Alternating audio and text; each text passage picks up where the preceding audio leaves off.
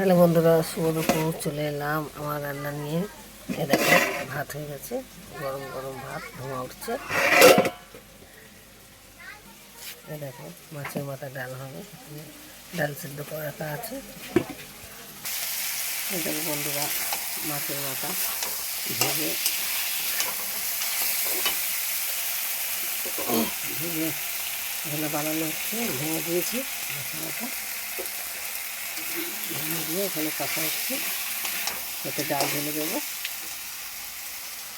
দেখো, ছাই গরম মশলা আর চুনো মাছের ঝাল হবে। এটা তো ধনে পাতা আছে, টমেটো, পেঁয়াজ। দেখো, চুনো মাছ এখনো ভাজা হয়নি, চুনো মাছ ভাজবো, মাছের ঝাল হবে।